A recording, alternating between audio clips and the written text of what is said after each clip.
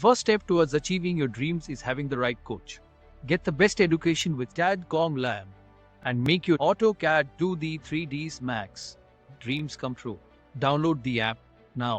Floor plan के concept क्या होते हैं, कहाँ पर क्या क्या एरिया होते हैं, उनको कैसे हमें अरेंज करना है।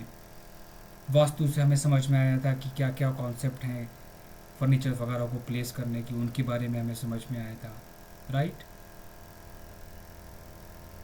और स्टैंडर्ड जो मैंने शेयर करे थे, उन स्टैंडर्ड का मतलब क्या होता है? उन स्टैंडर्ड का मतलब होता है कि हम अपनी प्लानिंग के अंदर चीज़ों को सिस्टमेटिक वे में बना सकें।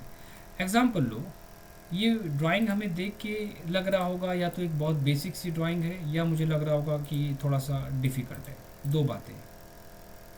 लेकिन अगर मैं थोड़ा सा और डिटेल में जाऊं तो आपको बताना चाहूँगा कि इसका जो लेवल है वो कुछ नहीं है। अगर हम बहुत डिटेल्स की बात करें तो ड्राइंग्स का लेवल बहुत ज़्यादा डिफ़िकल्ट होता है। इस ड्राइंग के सामने अगर मैं उसको कंपेयर करूं तो वो कुछ नहीं है, क्योंकि अभी हम उस ड्राइंग्स पे क्या सीख रहे हैं? बेसिक कॉन्सेप्ट को सीख रहे हैं, बेसिक फंडामेंटल्स को सीख रहे हैं अभी हम उस ड्राइंग्स के ऊपर। अब इसके अंदर अगर आप देखोगे, ड्राइंग्स के अंदर टैग का यूज़ करा गया है। अब यहाँ से हमारा कुछ इंपॉर्टेंट पार्ट स्टार्ट होता है, ठीक है। यहाँ से कुछ चीज़ें मैं एक्सप्लेन करूँगा जो आगे आपको बहुत हेल्पफुल रहेंगी, याद रखना इस बात को। ड्राइंग्स के अंदर, आर्किटेक्चरल ड्राइंग्स के अंदर बहुत सारे कॉन्सेप्ट होते हैं। आर्किटेक्चरल ड्राइंग्स के अंदर बहुत सारे कॉन्सेप्ट होते हैं। वो ज़रूरी नहीं है कि वो आपने पढ़े हों। मैंने बोला था ना कि 5 साल की स्टडी और 4 साल की और 3 साल की या 2 साल की, दोनों में डिफरेंस होता है। बहुत सिंपल सी बात है, ठीक है। तो अब वहाँ जो पर्सन स्टडी कर रहा है 5 साल, वो जो पढ़ रहा है, ज़रूरी नहीं कि बीटेक वाला पढ़े, या हम इंटर्नशिप करने के बाद किसी कंपनी में मैंने इंटर्नशिप कराया तो मैंने पढ़ा। इंटर्नशिप करोगे तो वहाँ पर चीज़ें सीखोगे, बल्कि डीपली नहीं जा पाओगे कि इस ऑब्जेक्ट का मीनिंग क्या होता है, इस ऑब्जेक्ट को कहाँ पर यूज़ करते हैं, इसका मेन कॉन्सेप्ट क्या है यूज़ करने का। आर्किटेक्चर की चीज़ें ना तो डिप्लोमे में, ना आईटीआई में, ना ही बीटेक में बहुत डिटेल में पढ़ाई जाती है। बहुत सिंपल सी बात है।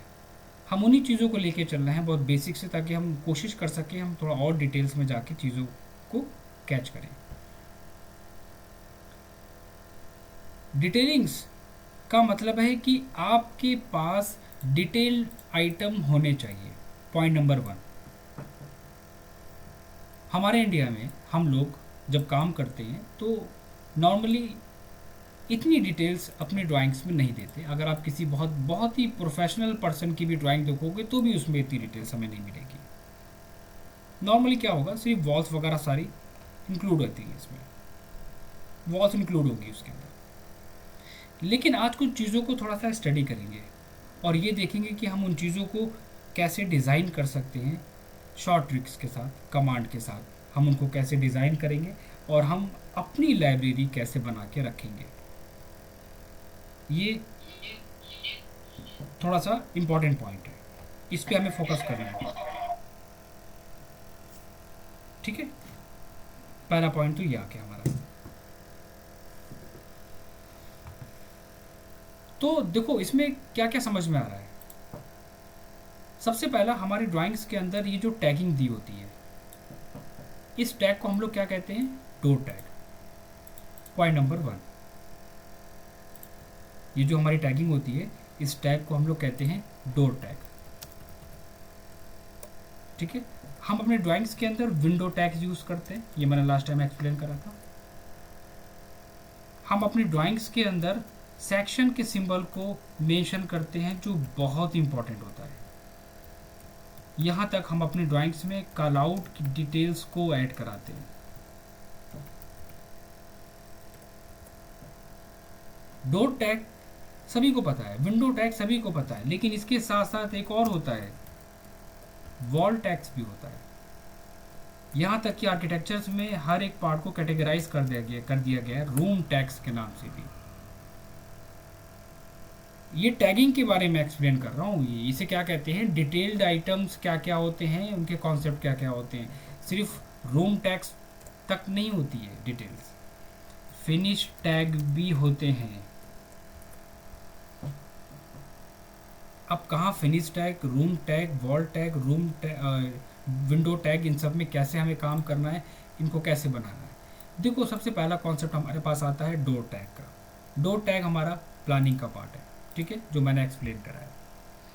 आप कोई भी डोर की टैगिंग, डोर की इंफॉर्मेशन दोगे तो उसका एक कॉन्सेप्ट मैंने एक्सप्लेन करा था, आज मैं शॉर्ट में फिर से एक्सप्लेन करूँगा कि डोर टैग को हम दो मेथड से क्रिएट कर सकते हैं।